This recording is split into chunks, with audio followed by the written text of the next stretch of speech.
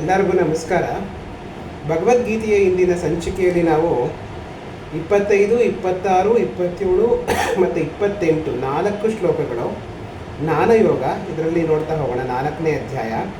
ಈ ಹಿಂದೆ ಹೇಳಿದೆ ಯಜ್ಞ ಅಂದ್ರೇನು, ಹೇಗೆ ಕೆಲಸಗಳನ್ನು ಮಾಡಬೇಕು ಅಂತ. ಬ್ರಹ್ಮಾರ್ಪಣಂ ಬ್ರಹ್ಮಹವಿ ಅಂತ ಹೇಳಿದ್ರು.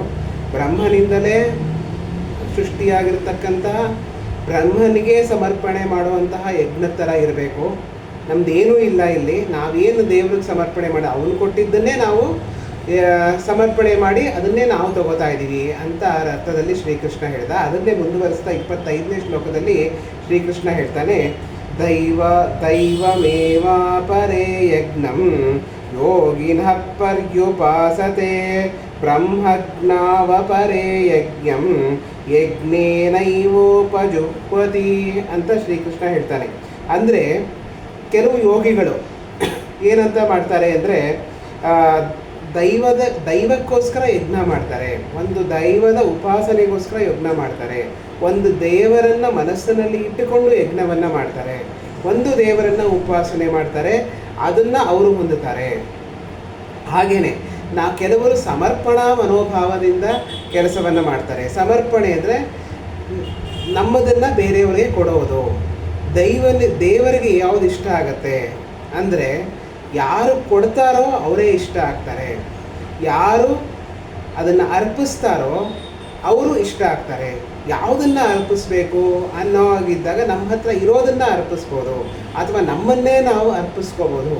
ಅಂದರೆ ದೈವತ್ವಕ್ಕೆ ನಮ್ಮನ್ನೇ ನಾವು ಅರ್ಪಿಸ್ಕೊಂಡ್ರೆ ಅದು ಇನ್ನೂ ಒಂದು ಶ್ರೇಷ್ಠವಾದ ಕೆಲಸ ಅಂತ ಶ್ರೀಕೃಷ್ಣ ಹೇಳ್ತಾರೆ ಇಲ್ಲಿ. ಹಾಗೆ 26ನೇ ಶ್ಲೋಕದಲ್ಲಿ ಶ್ರೋತ್ರಾದೀನಿಂದ್ರಿಯಾಣ್ಯನ್ಯೇ ಸಂಯಮಾಗ್ನಿಷು ಜುಹ್ವತಿ ಶಬ್ದಾದೀನ್ ವಿಷಯಾನನ್ಯ ಇಂದ್ರಿಯಾಗ್ನಿಷು ಜುಹ್ವತಿ ಅಂತ ಶ್ರೀಕೃಷ್ಣ ಹೇಳ್ತಾನೆ.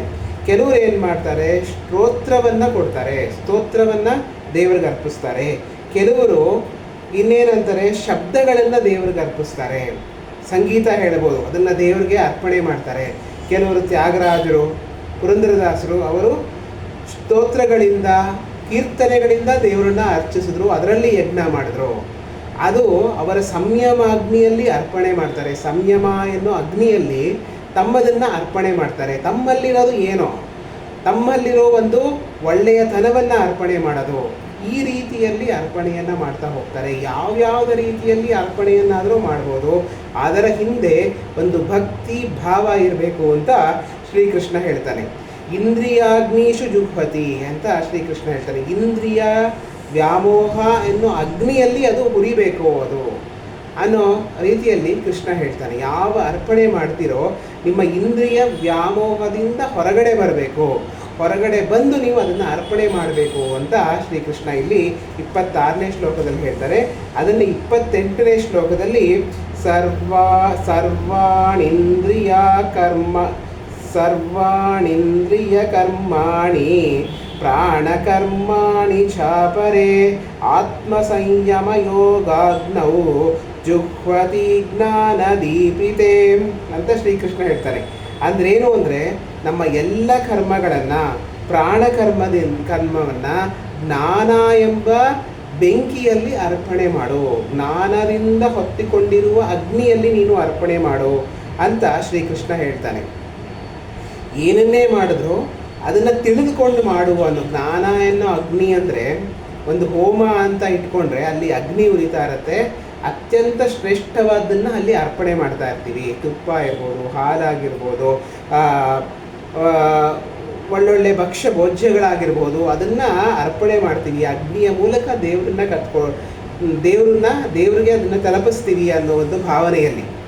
ಹಾಗೆಯೇ ನೀನು ಏನೇ ಮಾಡಿದ್ರು, ಏನೇ ಒಂದು, ಈಗ ಭಗವದ್ಗೀತೆ ಕೇಳ್ತಾ ಇದ್ದೀವಿ, ಭಗವದ್ಗೀತೆ ಹೇಳ್ತಾ ಇದ್ದೀವಿ, ಜ್ಞಾನ ಎಂಬ ಅಗ್ನಿಯಲ್ಲಿ ನೀನು ಅದನ್ನು ಹೋಮ ಮಾಡಬೇಕು. ನೀನು ತಿಳ್ಕೊಂಡು ಯಾಕೆ ನೀನು ಇದನ್ನು ಮಾಡ್ತಾ ಇದೆಯಾ, ಯಾಕೆ ಈ ಶ್ಲೋಕವನ್ನು ಹೇಳ್ತಾ ಇದೆಯಾ, ನಾನು ಇದನ್ನು ಹೇಗೆ ಅಳವಡಿಸ್ಕೊಳ್ಳಿ ಅನ್ನೋ ಜ್ಞಾನ ಎಂಬ ಅಗ್ನಿಯಲ್ಲಿ, ಅಂದರೆ ಜ್ಞಾನದಲ್ಲಿ ಅದನ್ನು ಅರೆದು ಬೂದಿ ಮಾಡಬೇಕು ಅಂತ ಹೇಳ್ತಾರೆ. ಅಂದರೆ ಏನು ಅಂದರೆ ತಿಳ್ಕೋಬೇಕು, ಕರೆಕ್ಟಾಗಿ ತಿಳ್ಕೊಂಡು ಅರ್ಪಣೆ ಮಾಡಬೇಕು. ನಾನು ಯಾಕೆ ನಿನ್ನ ದುರಹಂಕಾರಕ್ಕೋಸ್ಕರನಾದರೂ ಅಥವಾ ನಿನ್ನಲ್ಲಿ ಇದೆ ಅನ್ನೋ ಅಹಂಕಾರದಿಂದ ತೋರಿಸ್ಕೋಬೇಕು ಅಂತನಾದರೂ ಮಾಡಬೇಡ. ನಿನ್ನ ಜ್ಞಾನಾಗ್ನಿಯಲ್ಲಿ ಅದನ್ನು ಉರಿಸಿ ಧ್ಯಾನವನ್ನು ಮಾಡು ಅಂತ ಶ್ರೀಕೃಷ್ಣ ಹೇಳ್ತಾನೆ. ಅಂದರೆ ತಿಳ್ಕೊಂಡು ಏನು ಮಾಡ್ತಾ ಇದ್ದೀನಿ ಅಂತ ತಿಳ್ಕೊಂಡು ಮಾಡು ಅಂತ ಶ್ರೀಕೃಷ್ಣ ಹೇಳ್ತಾರೆ. ಅದನ್ನೇ 28ನೇ ಶ್ಲೋಕದಲ್ಲಿ ದ್ರವ್ಯ ಯಜ್ಞಸ್ತಪೋ ಯಜ್ಞ ಯೋಗ ಯಜ್ಞಸ್ತಥಾ ಪರೇ ಸ್ವಾಧ್ಯಾಯ ಯಜ್ಞಾಯ ಯಜ್ಞಶ್ಚ ಯತಯಃ ಸಂಶಿತವ್ರತಾಃ. ಅಂದರೆ ಇದರಲ್ಲಿ ಬೇರೆ ಬೇರೆ ಥರ ಯಜ್ಞಗಳಿದೆ. ದ್ರವ್ಯ ಯಜ್ಞ ಅಂದರೆ ಯಜ್ಞ ಅಂದರೆ ಬೆಂಕಿ ಅಂದ್ಕೊಂಡು ಇರೋ ದ್ರವ್ಯವೆಲ್ಲ ಬೆಂಕಿಗೆ ಹಾಕೋದು ಅಂತ ಆಗಲ್ಲ. ದ್ರವ್ಯವನ್ನು ದಾನ ಮಾಡೋದು, ಅದನ್ನು ಯಜ್ಞದ ರೂಪದಲ್ಲಿ ಕೊಡೋದು. ಇನ್ನಲ್ಲಿ ಜಾಸ್ತಿ ದ್ರವ್ಯಗಳಿದೆ ಅಂದರೆ ಅದನ್ನು ದಾನ ಮಾಡೋದು. ಈ ದಾನ ಮಾಡಬೇಕಾದ್ರೂ ನಾವೇನು ಹೇಳ್ತೀವಿ ಅಂದರೆ, ಈ ತೈತ್ತರೀಯ ಉಪನಿಷತ್ತಲ್ಲಿ ಒಂದು ಹೇಳ್ತಾರೆ, ದಾನ ಮಾಡಬೇಕಾದ್ರೆ ನಿನಗೆ ಐಶ್ವರ್ಯಕ್ಕೆ ತಕ್ಕಂತೆ ದಾನ ಮಾಡು. ಎಲ್ಲೋ ಸಾಲ ತಂದು ದಾನ ಮಾಡಬೇಡ, ಅಥವಾ ಯಾರಾದರೂ ಲೂಟಿ ಹೊಡೆದು ದಾನ ಮಾಡಬೇಡ. ನಿನ್ನ ಹತ್ರ ಇರೋದನ್ನು ನೋಡಿಕೊಂಡು ದಾನ ಮಾಡಬೇಕು. ಮತ್ತು ಆ ದಾನ ವಿನಯಪೂರ್ವಕವಾಗಿರಬೇಕು.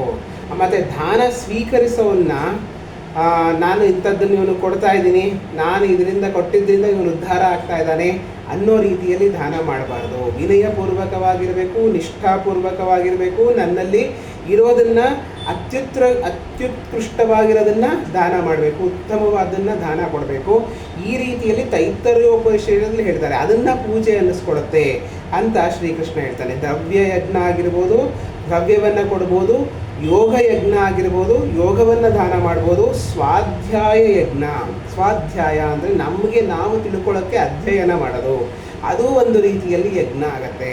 ನಮ್ಮತನವನ್ನು ತಿಳಿದುಕೊಳ್ಳೋದಕ್ಕೆ ಓದೋದು ಒಂದು ಯಜ್ಞ ಆಗತ್ತೆ. ಸ್ವಾಧ್ಯಾಯ, ನಮಗೆ ಜ್ಞಾನವನ್ನು ತಿಳಿದುಕೊಳ್ಳೋಕ್ಕೆ ಸ್ವಾಧ್ಯಾಯ ಮಾಡೋದು ಒಂದು ರೀತಿಯಲ್ಲಿ ಯಜ್ಞ ಆಗತ್ತೆ ಅಂತ ಶ್ರೀಕೃಷ್ಣ ಹೇಳ್ತಾನೆ.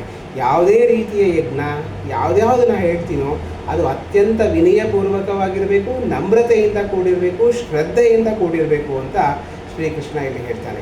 ಇಷ್ಟು ಹೇಳ್ತಾ ಇವತ್ತಿನ ಇಲ್ಲಿ ಸಂಚಿಕೆಯನ್ನು ಇಲ್ಲಿಗೆ ಮುಗಿಸೋಣ. ನಾಳೆ ಮುಂದಿನ ಕೆಲವು ಶ್ಲೋಕಗಳನ್ನು ನೋಡೋಣ. ಎಲ್ಲರಿಗೂ ನಮಸ್ಕಾರ.